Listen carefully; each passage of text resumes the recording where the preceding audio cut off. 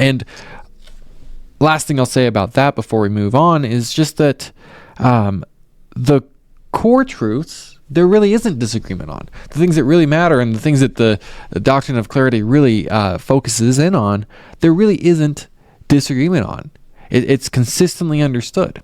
Things like the Trinity, that God is 3 in person, 1 in essence, that the Father is God, that the Son is God, that the Spirit is God, that the Spirit is not the Son, that the Son is not the Father, that the Father is not the Spirit, but they are all 3 God. That is something that, despite its complexity and the fact that we can't fully wrap our heads around it, there's really no disagreement on amongst scholars and theologians and believers for thousands of years. Yes, there are heresies. Yes, there are people who will reject the deity of Christ, or people who will say that Christ was a created being, and obviously those are heresies that the scriptures explicitly say are not true.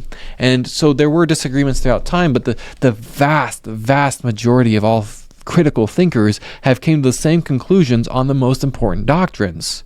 And that consistency, understood across history, is a really good example of the fact that the scriptures are clear, that they are understandable.